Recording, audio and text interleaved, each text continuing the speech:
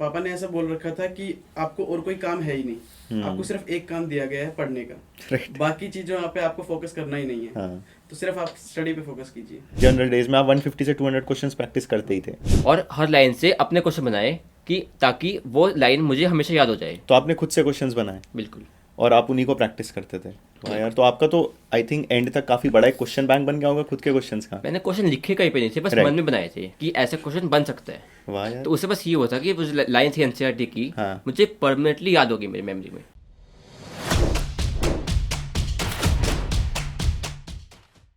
Hello everyone, welcome to another episode of Med Talks, जहाँ पर हम लेके आते हैं इंडिया के top most government medical colleges में पढ़ने वाले स्टूडेंट्स को। आज हमारे साथ है वासु और अक्षत, जो करंटली अभी एम्स दिल्ली में पढ़ रहे हैं एंड सेकेंड ईयर MBBS में है। वासु का स्कोर था 705 और इनकी ऑल इंडिया रैंक थी 33 एंड अक्षत का स्कोर था 700 एंड इनकी ऑल इंडिया रैंक थी 49। सो चलिए जानते हैं और समझते हैं इनकी जर्नी को। 11th-12th में आपका स्केड्यूल क्या था? यूजुअली स्टूडेंट्स जो हैं वो स्ट्रगल इसलिए करते हैं कि स्कूल भी जाना है, कोचिंग भी करना है, सेल्फ स्टडी के लिए टाइम नहीं निकल पा रहा। आपने आई थिंक फर्स्ट अटेम्प्ट में ही निकाला जी। और आपने दोनों ने फर्स्ट अटेम्प्ट में निकाला। अटेंडिंग स्कूल में थे अटेंडिंग। आप? Non-attending। नॉन अटेंडिंग, आप अटेंडिंग में थे। तो उसके साथ मैं अक्षत आपसे पूछना चाहूँगा कि स्कूल के साथ कोचिंग कैसे मैनेज करते थे, सेल्फ स्टडी कैसे मैनेज करते थे कि इतना ब्रिलियंट 700 स्कोर आप पहली बारी में लेके आ पाए? मतलब ऐसा था कि मेरे पापा बोलते थे कि जो स्कूल में तुम सब्जेक्टिव आंसर्स लिखते हो, राइट। फिर बोर्ड के लिए तुमको दिक्कत ना आ जाए, इसलिए आप अटेंडिंग स्कूल लेते रहो। अच्छा। फिर उसमें मतलब जो इंटरनल एग्जाम्स होते थे स्कूल के, वो भी हम लिखने जाते थे ठीक है। रेगुलरली। मतलब जनरली क्लासेस में इतना बर्डन नहीं रहता था स्कूल जाना, जनरली स्किप भी कर देते थे हम मोस्टली स्कूल में जाना, लेकिन एग्जाम्स लिखने जाते थे हम। राइट। और सेल्फ स्टडी ही मतलब मोस्टली ही करते रहते थे और कोचिंग भी जाते थे। तो स्केड्यूल क्या रहता था आपका? स्कूल जाना है, कोचिंग जाना है, सेल्फ स्टडी, कैसे टाइम डिस्ट्रीब्यूट करते थे? तो कोचिंग तो मैं वीकेंड पे जाता था सिर्फ, ठीक है। और रेगुलर डेज में स्कूल जाता था। ठीक है। तो जनरली स्कूल सुबह मतलब 8 या 9 बजे से जब स्कूल है तो फिर आ जाते थे 2-3 बजे तक। उसके बाद सिर्फ सेल्फ स्टडी ही करते थे। राइट। मतलब पापा ने ऐसा बोल रखा था कि आपको और कोई काम है ही नहीं, आपको सिर्फ एक काम दिया गया है पढ़ने का। राइट। बाकी चीज़ों पे आपको फोकस करना ही नहीं है। हाँ। तो सिर्फ आप स्टडी पे फोकस कीजिए। राइट, तो वो आप कर पाते थे अच्छे से? यस। अच्छा अच्छा। और आपका क्या स्केड्यूल रहता था वासु? और स्केड्यूल बेसिकली मेरा, मैं सुबह उठता था तब मेरी क्लास होती थी अराउंड 3 to 4 आवर्स पे, रोज? 9 to 1 या फिर 10 to 2। रोज? जी रोज। ठीक है। और एक्सेप्ट संडेज को। हाँ। तो मैं उठता था, क्लास जाता था। जब स्टार्ट हुआ था तब ऑनलाइन था सब कुछ। अच्छा। तब उस टाइम शेड्यूल काफ़ी डैमेज सा रहता था, मतलब कभी कुछ कभी कुछ। राइट। लेकिन बाद में जब शेड्यूल सेट हुआ, उस टाइम बेसिकली क्लास गया, क्लास से आकर थोड़ी देर रेस्ट किया 2-3 घंटा, फिर आई वॉज, मतलब मेरे को रात को हमेशा पढ़ना अच्छा लगता था। रात को मैं सुबह कभी पढ़ा नहीं जीवन में आज तक भी। रात को मैं जब जितना मेरा मन करता था 2 बजे तक 3 बजे तक, जब तक मैं जब तक मैं जाग पाता था, नींद नहीं आती थी, अच्छा। तब तक I used to study. Right, तो कोचिंग से आए, फिर रेस्ट किया और उसके बाद आप पढ़ने बैठ गए। Right, nice. तो यही दोनों साल आपका यही स्केड्यूल रहा? और मोस्टली यही स्केड्यूल रहा। तो आपकी प्रिपरेशन स्ट्रैटेजी का इंपॉर्टेंट पार्ट क्या था? मतलब किस तरह से आप तैयारी करते थे? बोर्ड्स भी हैं दिमाग में, आपको पता है नीट का एग्ज़ाम भी देना है, तो उसके लिए टाइम कैसे डिस्ट्रीब्यूट करते थे? सब्जेक्टिव पार्ट और ऑब्जेक्टिव पार्ट पे कैसे फोकस करते थे? व्हाट आई फील कि जो सब्जेक्ट्स हमारे नीट में आ रहे हैं उनके लिए तो हमें एक्स्ट्रा पढ़ने की जरूरत है नहीं बोर्ड्स के लिए। ठीक है। वो ऑलमोस्ट नहीं, पूरा ही कवर हो जाएगा अगर आप नीट की तैयारी अगर हम करोगे नीट की तैयारी तो कर ठीक रहे है। हैं। बस हम ऑब्जेक्टिव पढ़ रहे हैं तो हम माइन्यूट चीज़ें पढ़ रहे हैं, तो फिर हम ब्रॉड चीज़ें भी पढ़ ही रहे हैं जो बोर्ड एग्जाम्स में पूछी जाती हैं। राइट। और बाकी इंग्लिश हिंदी सब्जेक्ट्स के लिए, बाकी जो फिजिकल एजुकेशन वगैरह सब्जेक्ट्स हैं, उनमें अगर देखें तो लास्ट के 10-15 डेज में भी आराम से तैयारी की जा सकती है बोर्ड्स के लिए। राइट राइट तो राइट उतना बर्डन मैंने लिया नहीं इनके लिए। Right right right. यानी कि आपने सब्जेक्टिव पार्ट को अच्छे से खुद से ही एनसीईआरटी से पढ़ के समझा, स्कूल की क्लासेस पे ध्यान दिया, कोचिंग में भी पढ़ाई देते थे एंड वो बोर्ड की तैयारी हो गई वहाँ पे।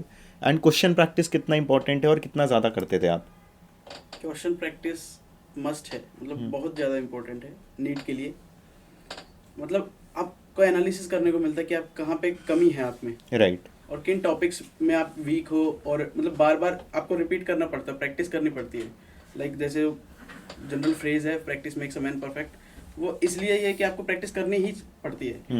नीट एग्जाम ही ये है कि आपको बार बार सेम टाइप ऑफ क्वेश्चंस ही आते हैं मोस्टली नीट में। राइट। तो बार बार आपको जो जितने ज़्यादा नंबर ऑफ क्वेश्चन सॉल्व करोगे उतनी ज़्यादा एक्यूरेसी होगी और एरर्स उतनी कम होते जाएंगे। Right right. तो आप ऑन एन एवरेज डेली कितने क्वेश्चन सॉल्व करते थे?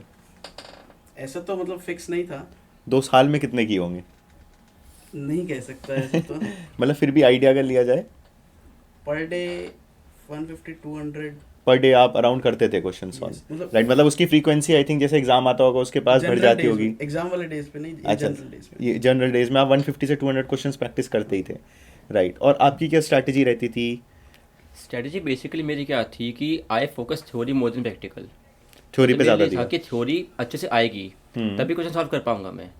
एक बात थी उस टाइम मेरे मन में कि अगर थ्योरी अच्छे से आती है, मुझे इतने अच्छे से मेरा कंसेप्ट है कि मैं क्वेश्चन को भी सॉल्व कर पाता हूँ, तो मैंने थ्योरी मेनली फोकस किया स्टार्टिंग के टाइम में। मैंने अच्छा। क्वेश्चन बहुत कम्पैक्ट किए थे उस टाइम पे, क्लास 11th में बेसिकली। उस टाइम मैंने क्या किया था, बायोलॉजिकली स्पेशली मैंने कोई बुक नहीं करी, कोई मॉड्यूल नहीं किया, कुछ नहीं किया, मैंने बस एनसीईआरटी पढ़ी।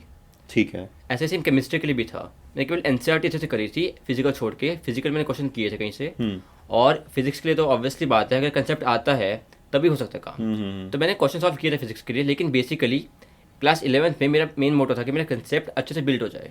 हाँ राइट, तो आपने थ्योरी पे बहुत ध्यान दिया। जी, और क्वेश्चन प्रैक्टिस किस हिसाब से करते थे, कितना करते थे?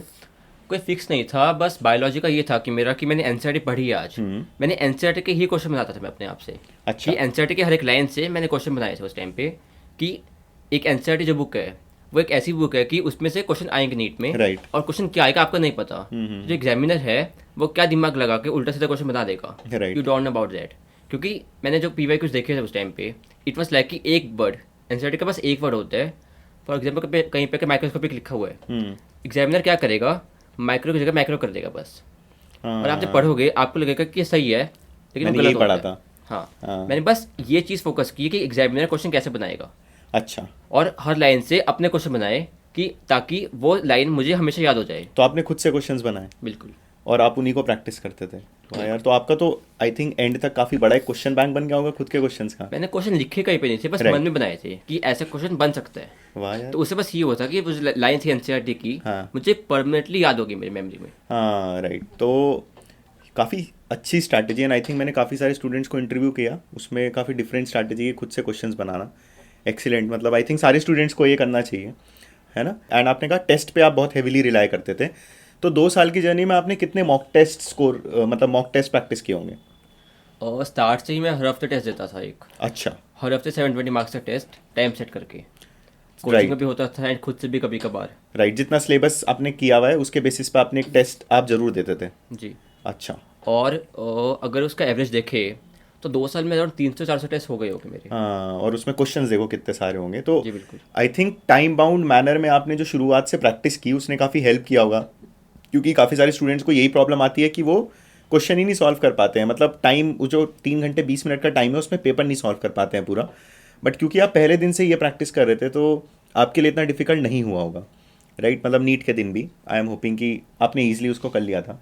अच्छा, सब्जेक्ट वाइज क्या स्ट्रैटेजी रहती थी कि कैसे स्टूडेंट्स पढ़ाई करें? आपके पास 3 सब्जेक्ट हैं, आपको पता है क्वेश्चन उसी एनसीईआरटी से आने हैं, सारे सभी उसी से पढ़ रहे हैं, लेकिन सब्जेक्ट वाइज क्या स्ट्रैटेजी ऑप्ट की थी आपने? एक पर्टिकुलर सब्जेक्ट वीक भी होगा आपका कौन सा वीक सब्जेक्ट था? मेरे को बायोलॉजी। अच्छा, बायो नहीं समझ आता था, राइट। नहीं समझ आता था, लेकिन मेरे को पसंद पसंद नहीं था आपको? अच्छा मन नहीं अच्छा। कर रहा था उसको पढ़ने का। तो सब्जेक्ट वाइज आपने बायो के लिए क्या स्ट्रैटेजी ऑप्ट की? मतलब बायो के लिए कोई स्ट्रेटेजी नहीं है, सिर्फ एनसीईआरटी ही पढ़ना है। कितनी बार पढ़ ली होगी आपने एनसीईआरटी? 10-15 बार अच्छा। अगर Right. कम बोलूँ तो। अच्छा, मतलब वो तो मिनिमम था कि पढ़ी थी, राइट। और फिजिक्स और केमिस्ट्री के लिए? फिजिक्स के लिए मैं मानता हूँ कि हमारा कंसेप्ट क्लैरिटी ज़्यादा इंपॉर्टेंट है एज कम्पेयर टू, हम क्वेश्चन प्रैक्टिस करने से पहले हमको कंसेप्ट क्लैरिटी होना चाहिए। तो मैं ज़्यादा क्वेश्चन इतने सॉल्व नहीं करता था जितना मैं कॉन्सेप्ट के ऊपर ध्यान देता था, राइट। तो एक बार कंसेप्ट क्लियर हो गया उसके बाद मैं उसी टॉपिक के शॉर्ट नोट्स बनाता था। अच्छा, ठीक है। मतलब एक पेज पे जो मेजर फार्मूलाज हैं और मेजर लाइंस जो थ्योरी की हैं वो भी लिख लेता था। तो मैंने शॉर्ट नोट्स बनाए थे फिजिक्स के, हर चैप्टर के एक पेज में, बिल्कुल कॉन्साइज में। और मतलब एक छोटे पेज मैंने फाड़ के एक पिन अप करके एक छोटी नोटबुक से बना ली थी उसकी। अच्छा, राइट। फिजिक्स के लिए। और उसके बाद हर एग्जाम से पहले मैं उसको पढ़ के जाता था, जो टॉपिक्स थे। हाँ, राइट। बस वही उसी से सारा पेपर आ जाता था। फिजिक्स का मतलब आपने ये स्ट्रैटेजी ऑप्ट की, अपने ही नोट्स बना के एक तरीके से कॉपी बना लिया आपने। और केमिस्ट्री के लिए? केमिस्ट्री में भी मतलब एक तो कॉन्सेप्ट होने जरूरी हैं, फिर कुछ टॉपिक्स ऐसे होते हैं जिसमें हमको सिर्फ एनसीईआरटी पढ़ना होता है, तो एनसीईआरटी को बार बार जैसे इनऑर्गेनिक केमिस्ट्री है उसमें क्रैमिंग करनी होती है, तो उसकी या फिर अपने तरीके से कुछ शॉर्ट ट्रिक्स बनाना उसको याद रखने के लिए ऐसा करते थे। Right. या फिर टीचर्स भी थोड़ा बहुत ऐसे ही बताते थे ट्रिक्स वगैरह। राइट। तो यानी कि टीचर के जो पढ़ाया हुआ था उस पर काफ़ी फोकस किया आपने। और आपकी क्या स्ट्रैटेजी थी सब्जेक्ट वाइज? कौन सा वीक सब्जेक्ट था आपका, अगर कोई था Biology. तो? अच्छा, बायो ही था। मतलब वीक नहीं था, लेकिन पर्सनली फिजिक्स मेरा फेवरेट था।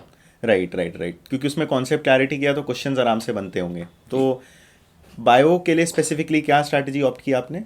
बायोलॉजी के लिए मैंने स्टार्टिंग से एनसीईआरटी पढ़नी थी मेरे को बस। बस मैंने एक बार क्या किया, जब क्लास हुई मैंने क्लास सुनी, नोट्स बनाए, एक नोट्स पढ़ लिए। नोट्स ज़रूरी होते हैं कंसेप्ट के लिए। राइट। अगर स्टार्ट से एनसीईआरटी पे स्टिक रहोगे तो कंसेप्ट बनता नहीं कभी भी। एक नोट्स पढ़ लिए, समझ लिया कंसेप्ट है क्या। राइट। उसके बाद मेरे को रियलाइज़ हुआ कि नीट में केवल और केवल एनसीईआरटी ही पूछेगा। राइट। मैंने एनसीईआरटी हर एक लाइन, हर एक डायग्राम, हर एक टेबल जो भी एनसीईआरटी पे दे रखा है सबको बार बार पढ़ा, जितना बार हो सके पढ़ा, क्वेश्चन बनाया हर चीज़ से, इवन डायग्राम से भी, टेक्स्ट से भी, टेबल से भी, हर जगह से क्वेश्चन बनाया अपना फ्रेम के क्वेश्चन, ताकि बायोलॉजी में परफेक्ट हो जाए उससे। परफेक्ट हो जाए। यानी कि आपने वीक को स्ट्रॉन्ग बनाने के लिए तो काफ़ी मेहनत की। आपका फाइनल बायो में स्कोर क्या था नीट में?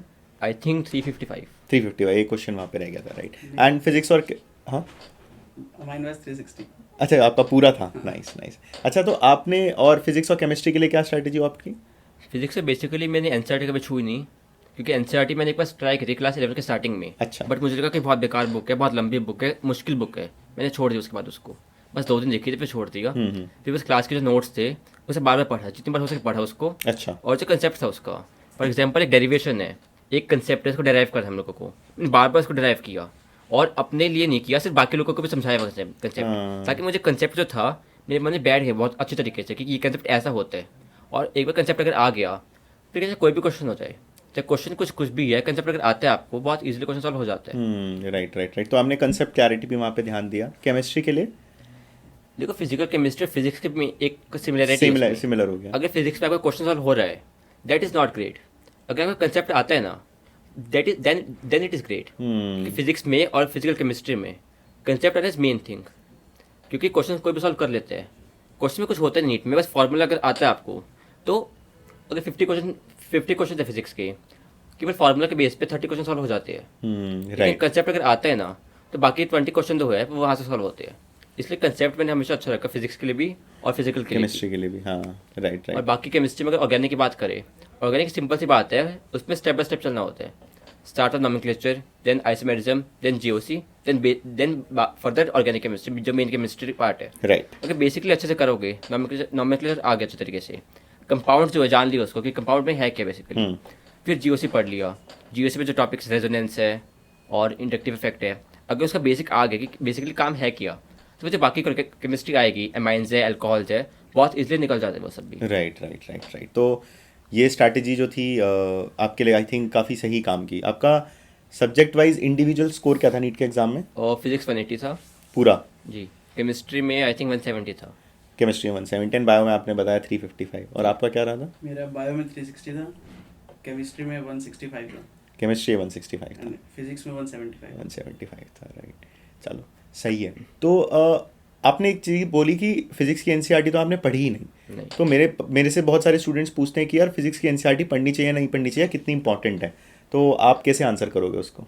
आई वुड से कि फिजिक्स एनसीईआरटी में एक रिवीजन, मतलब एक reading should be there, should be taken. आपने पढ़ी थी फिजिक्स एनसीईआरटी? एक रीडिंग ली थी, दो रीडिंग ली थी, मतलब मैंने 11th की और 12th की। राइट। तो मतलब उनमें जो फिजिक्स की एनसीईआरटी की लाइन से ही कई बार असर्शन रीजन बनाते हैं। जैसे हमारे वाला पेपर था उसमें असर्शन रीजन काफ़ी थे। राइट। तो असर्शन रीजन एनसीईआरटी की लाइन से यूं के यूं क्वेश्चंस लाइंस पिकअप करके बना दिए जाते हैं। तो उनमें कई बार जैसे कुछ टॉपिक्स में अगर कंसेप्ट क्लैरिटी हो तो भी बन जाएगा वो, लेकिन फिर भी एश्योरिटी के लिए हमको एक बार रीडिंग ले लेनी चाहिए। राइट, ठीक है। तो यानी कि वहाँ पे आप एक बार रीडिंग तो ज़रूरी है। आई थिंक कॉन्सेप्ट आप कहीं से भी क्लियर कर लो, बट एक बार वहाँ से पढ़ लो, क्योंकि क्वेश्चन तो बन सकता है लाइन में से। एंड जो एनसीईआरटी में फिजिक्स के क्वेश्चंस दिए गए हैं वो कितने इंपॉर्टेंट है करने? हाँ, मैंने देखे नहीं, आता मुझे पता नहीं इसलिए। एनसीईआरटी के एग्जांपल से ही पीवाईक्यूज में आए हुए हैं कई क्वेश्चंस। राइट। तो जैसे ही जो एग्जांपल है, एग्जांपल पूरा सॉल्व्ड है एनसीईआरटी में, और पूरा वही same question with same values वो सेम पेपर में दे दिया गया था। हाँ, तो दैट इज नेसेसरी, मतलब एक बार देख लो तो अच्छा लगेगा आपको, सेम क्वेश्चन आया है तो काफ़ी कॉन्फिडेंस बूस्टअप हो जाएगा कि हाँ ये इसका आंसर तो मुझे आंसर भी याद पता होगा आपको। आंसर भी याद होगा, सॉल्व भी करने की जरूरत नहीं पड़ेगी। तो फाइनली आपने 2 साल अच्छे से तैयारी की। आपका जो नीट का एग्ज़ाम का दिन था वो कैसा था, वो मुझे डिस्क्राइब कीजिए। क्या टेंशन थी, प्रेशर था, क्या फील कर रहे थे? 2 साल की मेहनत, फाइनली आप प्रैक्टिस करने जाने वाले थे। नीट के एग्ज़ाम के दिन एंग्जाइटी बहुत ज़्यादा होती है कि हमने 2 साल मेहनत करी है। आपने एक दिन पहले पढ़ाई की थी या छोड़ दी थी? नहीं, एक दिन पहले मैंने बस शॉर्ट नोट्स रिवाइज किए थे, बस थोड़े टाइम के लिए, बाकी कुछ खास नहीं किया था मैंने। राइट। तो नीट के दिन क्या हुआ था, एंग्जाइटी बहुत ज़्यादा होती है कि मैं 2 साल पढ़ा है, Right. अब एक दिन है जो मुझे डिसाइड करेगा कि मुझे करना है क्या या नहीं करना। राइट। तो उस दिन एक्चुअली होता क्या है बेसिकली, मैं जब एग्ज़ाम देने गया था तो आई वॉज रिलैक्सड, मैं रिलैक्स था कि चलो हो जाएगा, मैंने पढ़ाई करी है। बट एक माइंड में टेंशन हो जाएगी कैसे कुछ गलत ना हो जाए किसी तरीके से। राइट। तो जब एग्ज़ाम दे रहा था मैं, तो मेरे पास 2 प्रॉब्लम्स थी, एक टाइम मैनेजमेंट करना है मुझे और एक OMR फिल करनी है मुझे। राइट। तो मैंने क्या किया था उस टाइम पे, जो क्वेश्चन थे जो मुझे श्योर है इसका आंसर यही होगा, मैंने उसके OMR साथ में फिल कर ली थी। साथ में ही कर ली। बिल्कुल। राइट। और जो क्वेश्चन था मुझे हल्का सा डाउट आ गया कि शायद इसका आंसर ये हो सकता है या फिर ये हो सकता है, मैं उसको छोड़ दिया उस टाइम के लिए। अच्छा। तो फिर लास्ट में क्या हुआ कि मोर देन 100 क्वेश्चंस सॉल्व हो गए इजीली, क्योंकि उनके आंसर मुझे कंफर्म था कि इसका आंसर यही होगा। अच्छा। क्योंकि मैक्सिमम क्वेश्चन सिंपल ये थे कि 1 लाइन क्वेश्चन, ऑप्शन सिंगल, खत्म। राइट। कुछ क्वेश्चन थे स्टेटमेंट थी, एजर्शन रीजन थे, लंबे लंबे क्वेश्चन थे। तो उसमें आई वाज लाइक कि अगर एक भी वर्ड इधर से उधर हो गया तो काम खराब हो सकता है, इसलिए वो क्वेश्चन मैंने एक बार पढ़ा, सोचा, फिर छोड़ दिया लास्ट के लिए। राइट। राइट। और फिजिक्स से मोस्टली क्वेश्चन जो थे सिंपल थे, न्यूमेरिकल था, कुछ क्वेश्चन थे स्टेटमेंट वाले, एजर्शन वाले, I left them for last. ठीक है, तो ये स्ट्रैटेजी ऑप्ट किया आपने और पेपर देते हुए समझ आ गया था कि एम्स मिलने वाला है? नहीं, पेपर दिया था मैंने, उसके बाद आई वाज लाइक कि खत्म काम, आई वाज लाइक कि कुछ नहीं हो सकता, ये पेपर बहुत बेकार गया मेरा। अच्छा। लेकिन जब आंसर की चेक की मैंने, देन रियलाइज हुआ चलो ठीक है, हो गया। राइट। क्योंकि था कि चलो ठीक है, सही से कर दिया, लेकिन डर लगता था कि यार कुछ गलत ना हो जाए बस। कहीं ना कहीं दिमाग में पीछे यार पता नहीं मैंने ये सही फिल किया नहीं किया। और आपका कैसा था जिस दिन एग्ज़ाम था आपका, नीट का एग्ज़ाम देने जाना था? सबसे पहले तो मतलब एग्जाम से एक दिन पहले जो एंग्जाइटी होती है वो बहुत ज़्यादा होती है कि क्या होगा, कैसे होगा, बहुत डर लगता है। सो पा रहे थे आप या नहीं? नहीं, मैं सो तो गया था आराम से। ठीक है। मतलब उस दिन में मैंने थोड़े से जो फिजिक्स के शॉर्ट नोट्स बना रखे थे सिर्फ वे पढ़े थे। राइट। और जैसे सेंटर हमारा 100 किलोमीटर दूर था। आपका? हाँ। शिट, आपका सेंटर कितना दूर था? पास में था। पास में ही था, तो इसे ठीक है, आपका 100 किलोमीटर। उसमें भी जो ट्रैवलिंग के दौरान भी जो एंग्जाइटी थी वो भी कुछ अलग ही थी। तो आपको तो 2 घंटे करीब लगे होंगे पहुंचने हाँ, में? 2 घंटे 2.5 घंटे आराम से लग गए थे। ठीक है, तो वहाँ पर फिर सेंटर ढूंढा, अच्छा। टाइम लगा उसमें भी काफ़ी ज़्यादा। राइट। तो वहाँ पर फिर सेंटर में मतलब बैठने के बाद मतलब ये सोच रहा कि मैंने 2 साल की जर्नी इतने स्ट्रगल करा है, काफ़ी मेहनत अप्स एंड की डाउन्स है। आए हैं, हाँ। मार्क्स में जैसे काफ़ी फ्लक्चुएशंस हुए हैं, तो जो होगा मतलब ठीक ही होगा, मतलब भगवान के ऊपर छोड़ दिया था मैंने। राइट। फिर बिल्कुल रिलैक्स काम माइंड करके पेपर शुरू किया। अच्छा। फिर मतलब मेरी स्ट्रेटेजी ऐसी थी, मैं सबसे पहले बायोलॉजी स्टार्ट करता था। ठीक है। तो बायोलॉजी मैं मतलब इतने ज़्यादा मैंने मतलब मॉक टेस्ट वगैरह प्रैक्टिस किए थे बायो के लिए, क्योंकि बायो मैंने बोला कि मेरी थोड़ी सी वीक थी। हाँ। तो उसके लिए मैंने स्ट्रॉन्ग करने के लिए बहुत ज़्यादा क्वेश्चंस ट्राई किए Right, बायोलॉजी right. के लिए। तो बायो मैंने आधे घंटे में कंप्लीट कर दी थी। Oh nice. जबकि आई थिंक आपके टाइम पे सेशन रीजन काफ़ी आए थे। बहुत ज़्यादा थे। हाँ। और वो बहुत ज़्यादा टफ बायोलॉजी का पेपर था। राइट। बट आप कर पाए थे उसको आधे घंटे मैं में? 30 मिनट्स में बायोलॉजी कंप्लीट कर दी नाइस थी। नाइस। और उस मतलब 2-3 क्वेश्चन ऐसे बचे थे जो थोड़े कुछ चैलेंजिंग भी थे, कुछ अलग थे। उसके बाद केमिस्ट्री मैंने 20-30 मिनट्स में केमिस्ट्री और कर दी थी। 1 घंटे में आपने 2 सेक्शन निपटा दिए। हाँ, और उसके बाद फिजिक्स मैंने 25-30 मिनट्स में कर दी थी। वाह, तो 1.5 घंटे में पेपर कंप्लीट। हाँ, 1 घंटा 20-25 मिनट में मेरा पेपर खत्म हो गया था। तो डाउट नहीं हुआ कि कहीं मैंने कुछ गलत तो नहीं कर दिया? नहीं, मतलब जैसे मॉक टेस्ट देते थे हम पहले हाँ। कोचिंग में भी, तो यही स्ट्रेटेजी रहती थी। जैसे थोड़ा आसान पेपर आता था तो 1.5 घंटे में आराम से कंप्लीट हो जाता था। अच्छा। तो आप प्रिपेयर्ड थे उस हाँ, टाइम पीरियड में इसके करने? लिए टाइम मैनेजमेंट के लिए पहले से प्रिपेयर्ड थे। और उसके बाद क्या किया आपने बचे उसके हुए टाइम बाद में? उसके बाद OMR भरनी थी। अच्छा। OMR भरने में मतलब इतनी दिक्कत हो रही थी कि इसका यही लगाना है, कहीं गलत ना लग जाए। हाँ, right, एक ऊपर नीचे हो गया तो पूरा OMR खत्म हो जाएगा। राइट। मतलब ये था कि अगर मतलब मेरे को सिर्फ टॉप मेडिकल कॉलेज ही चाहिए था। हाँ, ये तो मतलब थोड़ा कुछ था मुझे और दिक्कत आपको थी। समझ आ गया था एग्जाम देने के बाद कि मेरा हो गया? नहीं, बिल्कुल डाउटफुल था। Doubtful। क्या स्कोर लग रहा था आपको आएगा मेरा? मतलब जैसे ही मतलब एग्जाम हुआ है तो कोचिंग के टीचर्स का फोन आया हाँ। कि कैसा हो। मैं बोला सर मेरा तो पूरा ही हो गया, पूरे पूरे पूरे नंबर आ रहे सर मेरे तो, बस एक दो क्वेश्चन गलत है, मेरा ठीक है। अच्छा, तो आपने बोल दिया था टीचर्स को? हाँ मतलब कहीं ना कहीं कॉन्फिडेंट तो थे आप कि यार एम्स तो मिल गया मुझे, नहीं तो बस बोलना नहीं चाह रहे थे, बट हाँ कहीं ना कहीं शायद। राइट। अच्छा, OMR फिलिंग स्ट्रैटेजी क्या होनी चाहिए? मैंने बहुत सारे स्टूडेंट से बात की और एस्पिरेंट्स भी बोलते हैं कि उन्हें आता था, OMR गलत भर दिया और सब खराब हो गया, मतलब पूरा का पूरा पेपर खराब हो गया। तो क्या क्वेश्चन करते हुए ही OMR भर देना चाहिए, या आप पूरा पेपर सॉल्व करके उसके बाद ध्यान से टाइम लगा के OMR भरो? क्या टाइम सेविंग स्ट्रैटेजी है कोई OMR भरने की? मेरे अकॉर्डिंग बेस्ट तरीका एक्सपेरिमेंट। जब आप टेस्ट सॉल्व करते हो अपने प्रैक्टिस के टाइम पे, प्रिपरेशन Right. के टाइम पे, ये तो सबसे एक्सपेरिमेंट करो। कभी ओ में बाद में भरो, कभी साथ में भरो, कभी कैसे करो, कभी कुछ करो। उससे क्या होगा, आइडिया लगेगा कि कैसे, what is working for you. Right. मेरे लिए हमेशा क्या था कि पेपर अटेम्प्ट करता था जब मैं, आई वॉज लाइक कि 10 क्वेश्चन बायोलॉजी के हो गए, आगे का बायोलॉजी करने का मन नहीं करता, मैं छोड़ देता था वहीं पे, फिजिक्स पे कर लिया, फिर 10 क्वेश्चन फिजिक्स से कर लिया, अगर मन नहीं किया केमिस्ट्री पे फिर। अच्छा। तो मैंने हमेशा ऐसा किया, जो मन किया मैंने वो कर लिया। एंड ओएवर में मैंने जैसे बताया मैंने कि अगर कंफर्म है कि आंसर यही होगा, मैंने तुरंत वो कर दिया। फिर डाउट आया, बाद के लिए छोड़ दिया। एंड मुझे याद है मैंने आज तक कभी ऐसा किया नहीं कि पहले सॉल्व कर लिया बाद में ओएवर भरी। अच्छा, मेरे लिए हमेशा बहुत हेक्टिक होता था वो वाला काम कि अगर गलती से एक इधर से उधर हो गया तो बहुत पूरा गलत हो जाएगा। हाँ। और मुझे बाद में पसंद नहीं था ओएमआर भरना कभी भी, कि मैंने पहले पेपर सॉल्व कर लिया, राइट। बाद में अब केवल ओएमआर भरूँ मैं। और उसमें मेरे को ये होता था हमेशा से कि मैंने सॉल्व कर लिया, अब अगर ओएमआर भरूंगा ना मैं, तो जो क्वेश्चन है मैं हर क्वेश्चन फिर से सॉल्व करूंगा। और इसलिए मैंने हमेशा ये किया कि जो श्योर है इसका आंसर यही होगा वो भर दिया, जिसमें लगा कि डाउट है कोई बात नहीं, बाद में फिर से देखा अब ये है तो भर दिया, फिर भी डाउट आया अगर तो कोई बात नहीं। जब इन द एंड कुछ क्वेश्चन बचते थे 20-25 क्वेश्चन, राइट। उसके बाद ओएमआर लेके बैठा, अब टाइम भी कम है, आधा घंटा बचा हुआ है, राइट। अभी क्वेश्चन लास्ट अटेम्प्ट है कि ये क्वेश्चन अब करना ही करना है। फिर अगर आता है ठीक है भर दिया, नहीं आता तो छोड़ दिया, क्योंकि 2-3 क्वेश्चन छोड़ सकते हैं, कोई बड़ी बात नहीं होती है। Right right right. और आपकी क्या स्ट्रैटेजी थी? जैसा वासु ने बताया, मतलब मैंने भी अपने साथ बहुत ज़्यादा एक्सपेरिमेंट्स किए थे अच्छा। OMR के रिलेटेड।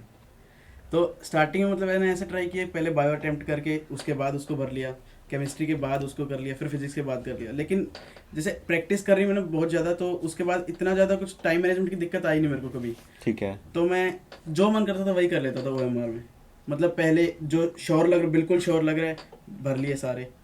उसके बाद जो थोड़े कम श्योर हैं उसके बाद उन पे जाए। अच्छा। जो थोड़े और कम हैं तो उनके बाद में आए। और कुछ बार ऐसा करता था कि पहले पूरा पेपर सॉल्व कर लिया 1.5 आवर्स में, उसके बाद पूरा कर लिया आधे घंटे में OMR भर। Right, right, एक right. घंटा फिर भी बच जाता था Right, जो right. टफ क्वेश्चंस थे उनके लिए।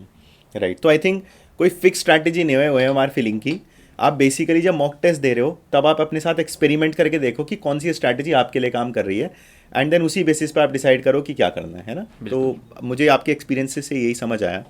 अच्छा, अगर मैं पूछूं आपसे 3 टॉपिक जो आपके वीक थे और आपने उन्हें कैसे स्ट्रॉन्ग बनाए, फिजिक्स केमिस्ट्री बायोलॉजी कोई से भी 3 टॉपिक मुझे बताओ जो वीक थे और आपने स्ट्रॉन्ग कैसे बनाए, क्या स्ट्रैटेजी ऑप्ट की?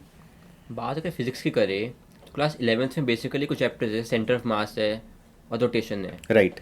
तो वो चैप्टर्स है स्टार्टिंग में मुश्किल लगते हैं, राइट। क्योंकि जो पहले वाले चैप्टर्स है क्लास 9-10 से पढ़ते आ रहे हैं वो तो लगता है कि निकल के चलो इस तरीके से। लेकिन जो वो चैप्टर्स है ना, पहले वो लगता है कि फिजिक्स कुछ फील हो रही है, उसके बाद चैप्टर्स आते हैं कुछ 11th में तो निकल जाता है काम। फिर 12th में जब आते हैं जो सारे टॉपिक्स होते हैं, इलेक्ट्रिसिटी हो गया, मैग्नेटिज्म हो गया, वो लगता है कि बहुत मुश्किल टॉपिक्स है। राइट। तो फिजिक्स में बेसिकली देखे तो स्टार्टिंग में बहुत टॉपिक्स थे जब से वीक लगते थे, मैंने उस पर बस वही किया, कंसेप्ट जितना उसे बिल्ड किया अपना, टीचर से डाउट पूछे कि सर ये टॉपिक है, ये Right. क्या होगा इसमें, क्वेश्चन लेके जाता था कि ये टॉपिक ये क्वेश्चन है, ये सॉल्व नहीं हो रहा मुझसे। जब ये क्वेश्चन सॉल्व करके दिखाया उन लोगों ने मेरे को, तो हर क्वेश्चन में लगा कि हाँ ये क्वेश्चन में ऐसे कंसेप्ट लग सकता है। तो फिर बस बेसिकली फिजिक्स में तो यही किया मैंने कि बार बार उसको पढ़ा, क्वेश्चन सॉल्व करे, कंसेप्ट को जितना हो सके समझा, डिराइव करके देखा जितने बार हो सके। Right right right. मोस्टली हर फिजिक्स के हर टॉपिक में ही। फिजिक्स के हर टॉपिक में आई थिंक रोटेशन में बहुत बच्चों को दिक्कत आती है, तो आपने जो स्ट्रैटेजी बताई अच्छी है कि कॉन्सेप्ट क्लैरिटी के लिए आपको पढ़ो उसे, डेरिवेशंस देखो, आई थिंक जो फार्मूलाज के डेरिवेशन है, एंड देन क्वेश्चन प्रैक्टिस करके ये देखो कि आप कहाँ गलती कर रहे हो, है ना, उससे क्लैरिटी आती है। आपकी लाइफ कैसे बदली नीट एग्ज़ाम का रिजल्ट आने के बाद? मुझे वो दिन डिस्क्राइब कीजिए कि आपको पता चल गया है कि मेरी ऑल इंडिया रैंक इतनी है और मेरा ये स्कोर है। तो आपकी लाइफ कैसे बदली, कैसा था वो दिन जब फाइनली रिजल्ट आ गया था? 2 साल की मेहनत आपने देखी थी, रंग ला चुकी है। एनडीए ने रिलीज़ किया था कि हम रिजल्ट देंगे इस डेट को, ठीक है। तो हमने सुबह से वेट करना स्टार्ट कर दिया, रिजल्ट नहीं आया। रात को 12 बजे से जस्ट पहले रिजल्ट आया था। तो मैं तो पूरा दिन कैसा था आपका? पूरे दिन सोच रहे रिजल्ट अभी आएगा, अभी आएगा, अभी आएगा। वेबसाइट चेक हो रही है ना, बार-बार बार बार check रिफ्रेश कर रहे हैं, कम रिफ्रेश से कर कम रहे 100 हैं। बार चेक कर ली सेट कि रिजल्ट आया या नहीं आया, पर नहीं आया। फिर सोचा चलो कल देखेंगे अब सीधा। अच्छा, मैं सो भी गया था, फिर बस देखा कि चलो चेक करते क्या पता आ गया हो। फाइनल बार, हाँ रात को 11:30 से 12 के बीच में हाँ, तब रिजल्ट आया। अच्छा तब एक लिंक आया था, मैं को चलो मैं सोचा फेक लिंक है, मुझे का फेक लिंक है ये तो। अच्छा, मैं कहा चलो ट्राई करके देखते हैं। हाँ तो डिटेल डाली फिर उस पर, तो फिर शो हो गया अचानक से। फिर जब देखा चलो टॉप 50 में रैंक है, हाँ, तो काफ़ी खुशी हुई इस मोमेंट पे। काफ़ी मतलब अच्छा फील हुआ घर पे भी सबको, एंड कोचिंग में फ़ोन आया उस टाइम पे। पेरेंट्स का क्या रिएक्शन था? खुश थे काफ़ी ज़्यादा पेरेंट्स। राइट। और नेक्स्ट डे कैसा था? चलो ये तो रात में रिजल्ट आया, दिन में आता तो अलग बात होती। नेक्स्ट डे कैसा रहा आपका? मतलब आई थिंक उस दिन डे तो स्टार थे आप सोसाइटी नेक्स्ट डे में। बस कोचिंग पे थोड़े इंटरव्यूज़ हुए थे, एंड हम जब फ्रेंड्स थे, जब सबका रिजल्ट आया था उस दिन पे, तो हम सब एंजॉय कर रहे थे उस दिन काफ़ी ज़्यादा। राइट। और आपका एक्सपीरियंस कैसा रहा? मेरा भी ऐसा ही था, मतलब पूरा दिन 100 बार हमने वैसे चेक करी। लेकिन फिर भी मैं सोया नहीं था, लेकिन नींद नहीं आ रही थी मेरे को उस दिन। Right. 11:30 बजे तक मतलब बार बार मैं उसको रिफ्रेश कर ही जा रहा था साइट को। हाँ। 11:30-12 बजे के बीच में जैसे रिजल्ट आया तो पापा के हाथ में था फ़ोन, तो 49 रैंक, टॉप 50 में आ रही है आपकी रैंक। मतलब ठीक है, चलो ठीक है, ओके। इतनी ज़्यादा खुशी नहीं हुई मेरे को। आया, क्या बात कर रहे हो आप? अच्छा, और फिर नेक्स्ट डे सच में कैसा ज़्यादा रहा? खुशी नहीं हुई थी। बोले ठीक है, सो जाते हैं।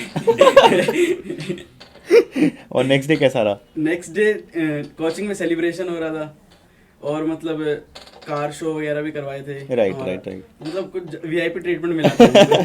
एक दिन के लिए अच्छा लगा था। नहीं, मैं सोच रहा कि हमने इतना क्या कर दिया तो हमें वीआईपी ट्रीटमेंट मिल रहा है। राइट, आई थिंक आप कंटिन्यूसली 2 साल तक मेहनत करते हो तो रियलाइज़ नहीं करते कि कितना एफर्ट लगा है, कितने सैक्रिफाइसेस आपने किए हैं। But when you finally achieve लगता है कि यार ये इतना मुश्किल भी नहीं था शायद। हाँ मतलब ठीक है, उसके बाद लगता है। बट जितने एस्पिरेंट्स हैं, जितने स्टूडेंट्स जो रह गए, जो नहीं कर पाए, उनसे अगर पूछोगे तो वो बताएंगे कि कितनी बड़ी चीज़ है ये। आई थिंक वो स्कोर लेके आना और उस फील्ड में आना, एम्स दिल्ली जैसे कॉलेज में एडमिशन लेना, तो आई थिंक वो तो अपने आप में एक फीट है ही है। लेकिन मेरे साथ कुछ ऐसा था कि 700 में मेरी फर्स्ट रैंक थी, 700 मार्क्स पे। अच्छा, 49 रैंक फर्स्ट थी, उसके बाद 98 तक 700 मार्क्स थे। ओह अच्छा। तो आई थिंक आपके क्योंकि बायो में 360 थे ना, 360 थे, इसलिए आपकी 49 आ गई। नाइस। चलो वहाँ पे आपके साथ फ़ायदा रहा। और मॉक टेस्ट की क्या इंपॉर्टेंस है जब एक स्टूडेंट प्रिपेयर कर रहा है तो? मॉक टेस्ट ना बहुत ज़रूरी होता है, क्योंकि मॉक टेस्ट दोगे आप, यू विल रियलाइज़ कि आप कहाँ स्टैंड कर रहे हो। और कभी कभी ऐसा होता है कि तैयारी नहीं हुई है, कुछ आता नहीं है, तो मॉक टेस्ट छोड़ देते हैं।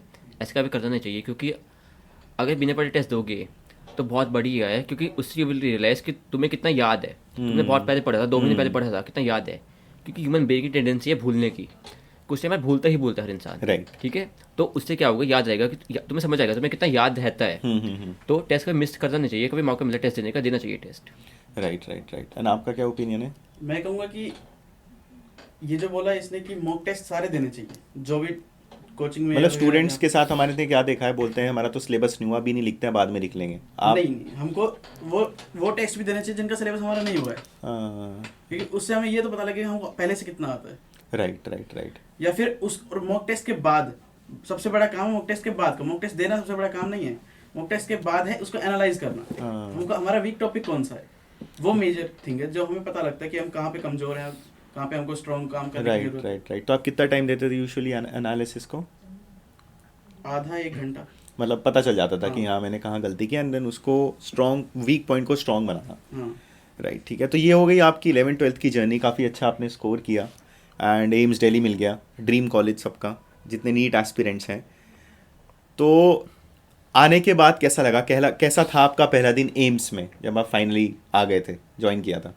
और जब स्टार्ट में आया था तब थोड़ा स्टार्ट में होता है, जब पहली बार हॉस्टल में आते हो आप, और अब तक घर पे रहा था हमेशा से, पहली बार हॉस्टल में आया हो, तो ऑब्वियसली अच्छा लग रहा था कि एम्स आया हूँ मैं। लेकिन थोड़ा सा अकेलापन फील होता है कभी कभी स्टार्टिंग में, कि घर से तो दूर आया हूँ मैं। राइट।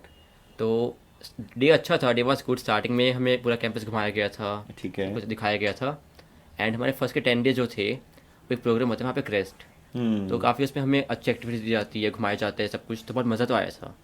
अच्छा जी। और कुछ उम्मीदें लेके आए थे जो बनी या बिगड़ गई? मतलब एक ड्रीम नहीं होता कॉलेज ऐसा होगा, कॉलेज लाइफ ऐसी होगी? कॉलेज लाइफ अच्छी की उम्मीद करी थी, और वो उम्मीद अभी तक है। अच्छा है। हाँ, अभी मतलब तक हुई नहीं है? नहीं, पूरी भी हुई है बहुत जगह पे। और यही उम्मीद थी कि जैसे मूवीज़ में देखते हैं कि कॉलेज लाइफ ऐसी होती है, ऐसी होती है, स्टार्ट थोड़ी डिसीजन होती है स्टार्टिंग में तो कि Right. फ्रेशर से जब हम लोग स्टार्ट में लगता है थोड़ा सा अजीब, लेकिन जब बाद में देखते हैं कॉलेज लाइफ को तो लगता है कि बहुत अच्छी लाइफ है कॉलेज की। राइट। आपकी कैसी रही है कॉलेज लाइफ अभी तक की? एम्स दिल्ली में है आप, 2 साल हो गए आपको, राइट? हाँ नहीं 2 साल दो तो नहीं। मतलब 1 साल पूरा हुआ है। तो आपकी कैसी लाइफ रही है अभी तक? कॉलेज लाइफ मस्त है, लेकिन मतलब हॉस्टल में फ्रेंड्स के साथ बहुत मजा आता है। हाँ, मतलब जो टाइम पास करते हैं वैसे ही बैठे बैठे कब टाइम पास हो जाता है पता पता नहीं नहीं लगता है। चलता। राइट। वो फन जो होता है वो most important part of life है, हॉस्टल लाइफ। राइट। तो मतलब कॉलेज लाइफ आपने एंजॉय की अभी तक? आप बोलोगे कि हाँ बढ़िया मज़ा आया? कॉलेज लाइफ इन्जॉय तो बहुत की है, मैं घूमा भी बहुत ज़्यादा हूँ इस टाइम पे। और जो फर्स्ट ईयर होता है बेसिकली, फर्स्ट ईयर बहुत चिल ईयर होता है, तो फर्स्ट ईयर तो बहुत अच्छा लगता है। मतलब राइट। आई थिंक ज़्यादा प्रेशर नहीं होता होगा, ज़्यादा बर्डन नहीं होता होगा, तो इसलिए भी चीज़ें बर्डन फील तो होता है क्योंकि नए नए एमबीबीएस में जब हम लोग आते हैं तो लगता है यार कहाँ पे आ गए हैं, इतना पढ़ना पड़ रहा है। क्लास 11 12 स्वास्थ्य लगता है। हाँ, लगता है नीट तो हलवा था, इतने इसलिए निकल गया बस किसी तरीके से। जब यहाँ पे Really? आते हैं लगता है कि यार बहुत कुछ पढ़ना है, लेकिन टाइम से मैनेज करना सीखते चीज़ों को, एडवाइस Right. देते लोगों से, तो फिर आ जाता है समझ कि कैसे काम करना है। राइट। तो स्टूडेंट्स का एक क्वेश्चन होता है कि नीट के लिए तो आप बहुत पढ़ ही रहे हो, एमबीबीएस में आके कितना पढ़ना पड़ता है? क्या बहुत ज़्यादा पढ़ना पड़ता है, या आपको पता है एग्जाम से 1-1.5 महीने पहले पढ़ लोगे तो हो जाएगा? कितना पढ़ना पड़ता है? ये पर्सन टू पर्सन डिपेंड करता है। जैसे हमारे कॉलेज में हमारे बैच में है कुछ लोग बहुत ज़्यादा पढ़ते हैं, डेली पढ़ते हैं। अब कुछ लोग हैं जो केवल एग्जाम से एक रात पहले पढ़ते हैं, मैं बीच में आता हूँ जो एग्जाम से 15 दिन पहले पढ़ लेते हैं मतलब हम लोग। और नॉर्मली हम ज़्यादा पढ़ते नहीं हैं, बस क्लास गए, क्लास से आए, थोड़ा बहुत फन कर लिया, घूम फिर लिए, और बस एग्जाम से 15 दिन पहले ऐसा लगता है कि यार अब तो 15 दिन बजे पढ़ना ही पड़ेगा। उसके बस ऐसा होता है कि बस टाइमर लगा लिया, लाइब्रेरी में बैठना पड़ता है, दिन रात बैठना पड़ता है उस टाइम पे। हाँ, तो ओवरऑल लाइफ चिल है, कोई प्रॉब्लम नहीं है, लेकिन बस एग्जाम से पहले पढ़ना पड़ता है। राइट। और आपका? मैं रेगुलरली पढ़ता हूँ, लेकिन जो एग्जाम से 15 दिन पहले थोड़ी इंटेंसिटी ज़्यादा करनी पड़ती है अच्छा। ताकि अच्छे से स्कोर कर पाएँ। राइट। तो यानी कि है पढ़ाई, बट इतनी ज़्यादा ये नहीं है कि आपको बहुत ज़्यादा पढ़ना पड़ रहा है। एंड आई थिंक कहीं नीट की तैयारी करते करते आपको आदत भी लग जाती होगी कि हाँ इतना तो पढ़ ही सकते हैं। बेसिकली नीट के लिए क्या है, नीट में आपका रैंक चाहिए, क्योंकि नीट में क्या है, ये नहीं चलेगा कि आपके 500 मार्क्स आ गए, 300 मार्क्स आ गए, आपका काम चल जाएगा। You need to have a good rank, तो आपको कम से कम 650 क्रॉस करना चाहिए उसके लिए। राइट। इसलिए पढ़ना पड़ता है उसके लिए। अब यहाँ पे क्या, अगर आप पास हो रहे हो, it's enough for you. It's enough. हाँ मेरे लिए तो क्योंकि इट्स इनफ, तो मतलब मेरा स्ट्रेस लेता नहीं इस चीज़ का, हाँ। बस पास हो गया, दैट्स इनफ। राइट। हाँ वो तो है ही। खैर मतलब यहाँ पे आई थिंक कोई रैंकिंग सिस्टम तो है नहीं, या है भी तो इतना वो मैटर नहीं करता, क्योंकि प्लेसमेंट्स में वो इतना रिफ्लेक्ट नहीं करना है। आप लोगों को सबको एक जर्नी पे जाना है, तो इसलिए वो आप पढ़ लो, नॉर्मल पढ़ो, और उसके साथ आई थिंक आप कर सकते हो। अच्छा, कि एम स्टूडेंट की लाइफ का डेली स्केड्यूल कैसा होता है अगर मैं समझना चाहूँ तो? उठने से लेके सोने तक क्या टाइमिंग है, कितने घंटे क्लास होती है, अगर आप बताएगा कोई? स्टार्टिंग में तो बस थोड़ा सा अच्छा रहता था कि हम सभी उठते थे, थोड़ा बहुत ब्रेकफास्ट कर लेते थे, अच्छा। फिर क्लास जाते थे, क्लास से आके लंच करते थे, फिर शाम को क्लास होती थी, फिर शाम को स्टार्टिंग में कुछ नहीं होता था, थोड़ा घूम लिया कभी मतलब टाइमिंग के हिसाब से बताओ कि इतने बजे उठे, इतने बजे क्लास गए, इतने से क्लास हुई, लंच। तो एट प्रेजेंट क्या होता है ये बताता हूँ मैं। हाँ। अभी तो हमारी 8 बजे क्लास होती है मॉर्निंग में, हम लोग बस क्लास से जस्ट पहले उठते हैं, फिर क्लास जाते हैं, 7:55 नहीं 55 भी नहीं, थोड़ा कम पे, क्लास जाते हैं, क्लास से बस ज़्यादा हो गया। एट बजे हमारे 8 से 10 क्लास होती है। अभी थर्ड सेम हमारा, तो पोस्टिंग क्लास होती नहीं है, हम जाते भी नहीं ज़्यादा पोस्टिंग्स में, तो बस अभी लाइफ फ्री है। 10 से 1 हम लोग फ्री है, 1 से भी फ्री ही है, फिर 3 से 5 कभी क्लास होती है, कभी प्रैक्टिकल होते हैं, आधा टाइम फ्री होते हैं। अच्छा। तो बहुत चिल लाइफ इस टाइम पे। तो शाम को थोड़ा बहुत घूम लिए, कभी कभी पढ़ लिए थोड़ा बहुत, और रात को बस फ्रेंड्स के साथ घूमते रहते हैं, बैठते रहते, बहुत बातें करते रहते हैं, रात को 3-4 बजे तक की बातें करते रहते हैं हम लोग, मतलब Right, टाइम का पता right. नहीं चलता कहाँ और टाइम चले जाते हैं। आपके अकॉर्डिंग क्या स्केड्यूल रहता है एक स्टूडेंट का? स्टार्टिंग में जब आए थे इधर तो उस टाइम पे ऐसा था कि बिल्कुल आइडियल शेड्यूल चलता था। अच्छा। 6, 6:30 या 7 बजे उठ गए, हाँ। और फर्स्ट ईयर में हमारी 9 बजे से क्लासेस लगती थी, तो उसके बाद अच्छे से बहुत काफ़ी टाइम बचता था 9 बजे तक। हाँ। फिर खाना भी खा लेते थे पहले। 9 to 5 क्लास लगती थी हमारी, बीच में 1 से 2 ब्रेक रहता था, तो उसमें सिर्फ बहुत हेक्टिक शेड्यूल रहता था क्लासेस का। 5 बजे आके फिर सोता तो नहीं था मैं कभी, फिर फ्रेंड से बातें करने लगे, एक साथ बातें करने लगे, तो पता ही नहीं लगा कब रात हो गई, कब टाइम निकल गया। हाँ। शाम को खाना खाया 7:30-8 बजे के करीब, फिर पढ़ाई नहीं हो पा रही थी पहले जनरली, फिर थोड़ा बहुत टाइम एग्जाम आने में, उस टाइम थोड़ा इंटेंस स्टडी करना पड़ता था राइट। लाइब्रेरी जाके। उसके बाद अभी का शेड्यूल बताऊं तो मतलब उसके बाद बीच ब्रेकफास्ट में अभी भी कर पाते हो या नहीं। कितना टाइम हो गया ब्रेकफास्ट करे? तो हॉस्टल लाइफ ने आपको बदल दिया, पहले आप ब्रेकफास्ट करते बहुत थे, ज्यादा। अभी अभी तो Breakfast नहीं। बिल्कुल नहीं हो पाता। राइट। मेन्यू भी पता है क्या मिलता है, या वो भी नहीं देखा नहीं, कभी? मैंने पता नहीं। राइट राइट राइट, ठीक है, तो ये तो चेंज आया ही आपका। हाँ, अभी अभी का स्केड्यूल बता रहे थे आप।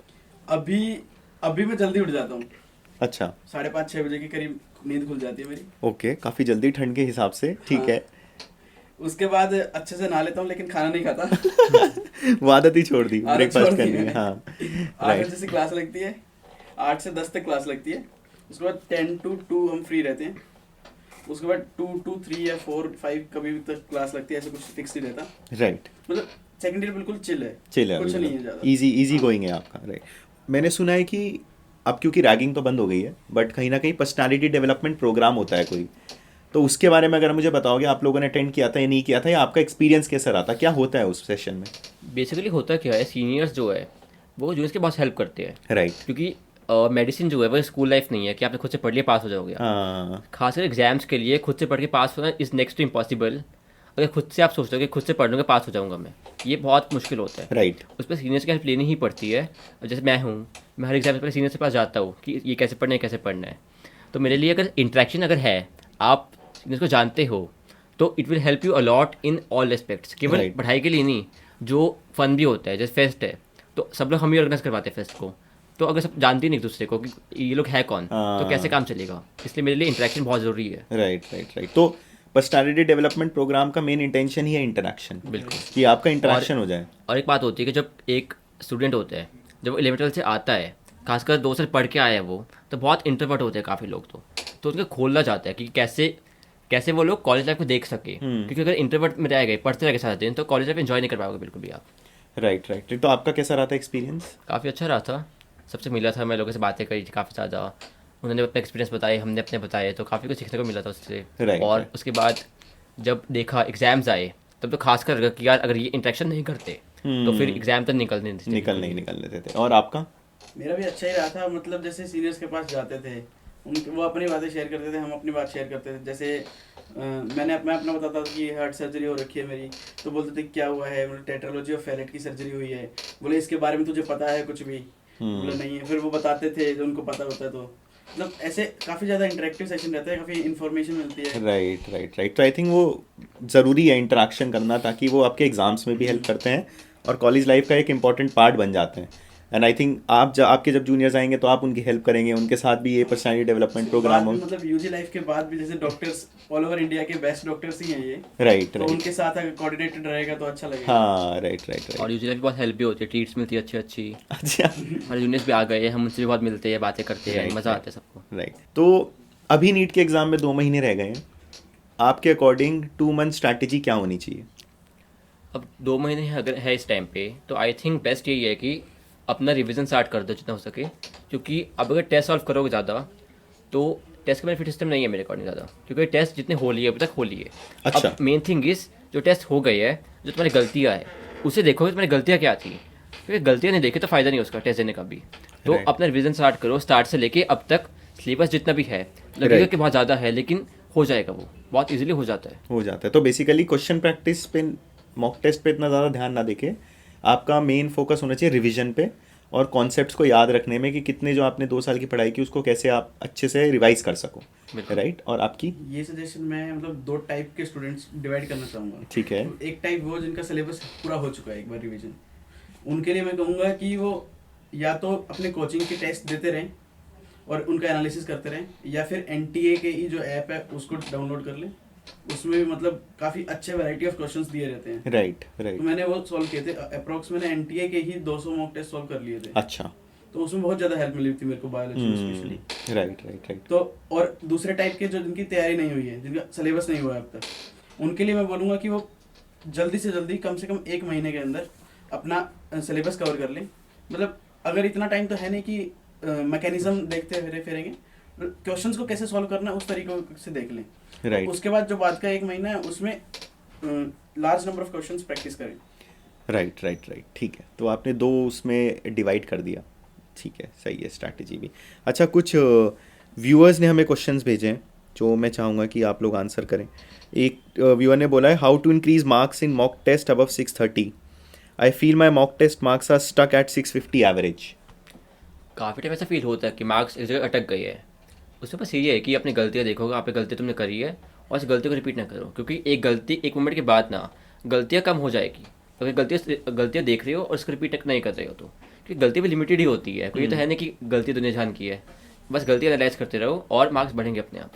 राइट तो आई थिंक वो मिस्टेक एनालिसिस करना ज़रूरी है, मिस्टेक समझना कि मैं मेन गलतियाँ कहाँ कर रहा हूँ, एंड उसके बाद आप कर लोगे स्कोर, आपका मार्क्स बढ़ जाएगा। आपके अकॉर्डिंग? मैं बोलूँगा कि अगर 650 मतलब किसी पे रुका हुआ है स्कोर, तो मल्टीपल टॉपिक्स में डिफेक्ट्स हैं आपके, अच्छा, राइट। तो आपको एक बार दोबारा से पूरा सिलेबस का रिवीजन करना पड़ेगा उसके लिए, राइट, तभी आपका जो है स्कोर अप होएगा, बढ़ेगा। राइट, ठीक है। तो मतलब आपके जो कॉन्सेप्ट हैं वो ढंग से क्लियर नहीं है और काफ़ी सारी जगह ऐसा है कि वो डिफेक्ट आ रहे हैं, राइट। एक व्यूअर ने पूछा है कौन कौन सी फ्री रिसोर्सेज हैं जो हम यूज़ कर सकते हैं नीट प्रिपरेशन के टाइम पे, भले वो क्वेश्चन प्रैक्टिस से रिलेटेड हो, नोट से रिलेटेड हो, कौन कौन सी फ्री रिसोर्सेज हैं? क्या आपने कोई फ्री रिसोर्सेज यूज़ की थी? मैंने सिर्फ वो जो ऐप है एनटीए का, उससे मॉक टेस्ट डाउनलोड किया था, Right. मॉक टेस्ट दिए थे बस। राइट, और वो अच्छे लेवल के क्वेश्चन थे आपको लगता है? तो आई थिंक स्टूडेंट्स एक पर तो उसमें कुछ क्वेश्चंस, कुछ मॉक टेस्ट ऐसे हैं जो पास्ट के हैं, अच्छा। पास्ट के अकॉर्डिंग है, पास्ट के पीवाईक्यूज के अकॉर्डिंग है, कुछ इरेलीवेंट भी हैं according to present scenario, right, लेकिन मैंने वो भी दिए थे। राइट, ठीक है। और आपने? और बेसिकली रिसोर्सेज की बात करें अगर, मैंने टेस्ट सीरीज के थ्रू मेनली काम किया अपना, अच्छा, टेस्ट के थ्रू क्वेश्चन बनाए अपने जितने हो सके और Right. उसमें सॉल्व किए मैंने बस। राइट, आपने तो क्वेश्चन बैंक भी अपना ही बनाया था, मतलब आप हाँ। कहीं ना कहीं वो पर हर लाइन से आप डिवाइस करते थे क्वेश्चन क्योंकि आई को। फेल्ट कि कोई भी बुक ऐसी है जो, नो बुक इज़ परफेक्ट, कोई बुक परफेक्ट है नहीं नीट के लिए, तो मैंने खुद का ही बुक बनाई थी अपनी। नाइस, कुछ खुद के क्वेश्चन, खुद की बुक, एक्सीलेंट यार, एक्सीलेंट वासु। मतलब आपकी जर्नी आई थिंक काफ़ी इंस्पिरेशनल है, तो वो काफ़ी सही है। एक और क्वेश्चन है कि एम्स में आने के लिए कितनी रैंक आनी चाहिए? उनका एम्स दिल्ली से ही मतलब नहीं है, but I think all over India जितने एम्स हैं, तो कहाँ तक कट ऑफ आपको लगता है चली जाती होगी, अगर कुछ आइडिया हो तो? और सेफ्टी के लिए अगर रैंक 50 से कम है तो बिल्कुल सेफ है, बाकी डिपेंड ऑन द ईयर्स, कभी Year, 51, 55, 60 तक चला जाता है, लेकिन उससे ऊपर मुश्किल होता है। और मार्क्स की बात करें कि 710 से ऊपर आ रहे हैं तो यू आर सेफ। अच्छा, 710 से कम में भी हो जाता है, लेकिन डिपेंड ऑन द ईयर्स। उसकी कट ऑफ कितनी गई उस साल एंड क्या रहा? अगर आपको कितने- 710 से ऊपर आ रहे देन यू आर बिल्कुल सेफ है, आप कोई दिक्कत बिल्कुल की सेफ बात है, कोई दिक्कत नहीं, आपको इजीली सीट मिल जाएगी। हम्म। राइट, ठीक है। और एक लास्ट क्वेश्चन जो है वो यही है, my syllabus is complete and I am a dropper student, what should be the strategy to cover my backlog? Backlog के लिए बस वही होता है कि जितना सिलेबस आपका पढ़ा है आप उसको लिख लो एक जगह पे कि ये टॉपिक्स मेरे हैं, पढ़ते रहो जितना हो सके पढ़ लो, फिर जब पढ़ लोगे ना टिक करते रहो साथ साथ। राइट, उससे क्या होगा, आपको पता है बैकलॉग मेरे पास है, जब आप टिक करोगे ना यू विल नो कि मैंने इतना कर लिया, उससे खुशी मिलेगी कि आज मैंने इतना काम कर लिया, और एक टाइम के बाद सब कुछ हो जाएगा वो। और अगर लिखोगे नहीं तो बस पता है कि बैकलॉग है, तो पता नहीं है क्या बैकलॉग, पढ़ना कि ये पता ही नहीं है, यही नहीं पता है इसलिए बेस्ट है कि लिख लो एक जगह पर और जैसे होता जाएगा टिक करते रहो उसको। राइट। अच्छा, एक बहुत जो फियर रहता है दिमाग में वो ये है कि मैंने पढ़ तो लिया, लेकिन कहीं ना कहीं ये रहता है कि यार मुझे आता नहीं है, मैंने ये नहीं पढ़ा, अभी तो ये भी पढ़ना है, पता नहीं याद है या नहीं है। उस फियर से उन 2 सालों में आप कैसे ओवरकम करते थे? उसमें बस अपने आप पे कॉन्फिडेंस रखना पड़ता है कि अच्छा, मतलब आपने कर रखा है, हाँ ठीक ही आपको होगा, पता है। आपको पता है। हाँ, राइट। तो आप मतलब कहीं ना कहीं डीमोटिवेट ना हो उस टाइम पे एंड अपने कर आप को दो। मोटिवेट करते रहो। हाँ, आप जानते हो कहीं ना कहीं, राइट। ठीक है, तो आपकी लास्ट एडवाइस नीट एस्पिरेंट्स के लिए? एडवाइस बस यही है बेसिकली कि ये जर्नी 2 साल की है, कोई ऐसा नहीं है कि छोटी सी जर्नी है, तो 2 साल में अप्स आएंगे डाउन्स आएंगे, ग्राफ ऐसे चलते हैं, कई बार बहुत जगह ऐसे चलते हैं, और कई बार ऐसा भी हो जाएगा कि नीचे अटक ही गए एक जगह पर, लेकिन बिलीव करो जब नीचे आता है ना बहुत ज़्यादा, वो एकदम से ऊपर जाएगा। बस रेगुलरली काम करते रहो, कंसिस्टेंसी मेंटेन रखो, यू विल अचीव सक्सेस। अगर काम किया है ना तुमने तो सक्सेस मिलेगा। और डर की बात है जो, अगर तुम मेहनत कर रहे हो, काम कर रहे हो, डर लगेगा कि एग्जाम ऐसा ना हो जाए, ऐसा ना हो जाए, लेकिन अब वो तुम्हारे हाथ में तो है नहीं कि एग्जाम Right. ऐसा आ गया वैसा आ गया।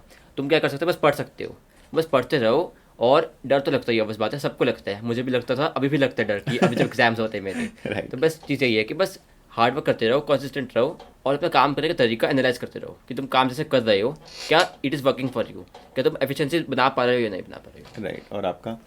मैं कहूँगा कि मतलब हमारे टाइम पे जैसे कोरोना भी था, तो उस टाइम पे भी बहुत लोगों ने बहुत जो एग्ज़ाम देने वाले थे उन लोगों ने अपने रिलेटिव्स को भी खोया था, तो मेंटल स्ट्रेस भी आता है उस टाइम पे। तो उसमें भी अपने आप को बैकअप मतलब मोटिवेट करो कि ऐसा हुआ है, इससे बुरा तो क्या ही होगा। राइट, अपने आप को मोटिवेट करो कि कोई बात नहीं, हमको अपना एग्ज़ाम क्लियर करना है। right. सेल्फ फोकस्ड रहो आप, राइट, पूरे जर्नी में आपको फोकस्ड रहना है, बिल्कुल कंसिस्टेंटली रेगुलरली पढ़ते रहो, और उससे आपको बर्डन नहीं आएगा कभी भी। हाँ, राइट। आई थिंक अगर वो कंसिस्टेंसी मेंटेन करोगे क्वेश्चन प्रैक्टिस में पढ़ने पे ना, तो जो आपके ऊपर प्रेशर बिल्डअप होता है तो वो भी आई थिंक कहीं ना कहीं कम होता रहेगा, राइट?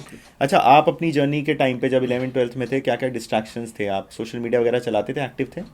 डिस्ट्रैक्शंस ऐसा तो कुछ नहीं था, सोशल मीडिया में चलाता तो नहीं था उस टाइम पे, नहीं चलाते बस कभी मूड फ्रेश करने का कभी कोई यूट्यूब देख लिया, बाकी OTT में बिल्कुल नहीं देखते थे, OTT ऐप्स तो नहीं, सोशल मीडिया में उस टाइम इंस्टा पे में नहीं थे, ट्विटर पे नहीं थे? नहीं, कहीं पे नहीं था, बस और आप? व्हाट्सएप चलाता था, वो भी बस बात करने के वो लिए, भी बात डिस्कस करने के लिए। I had zero distractions, zero, zero, totally zero, absolute zero.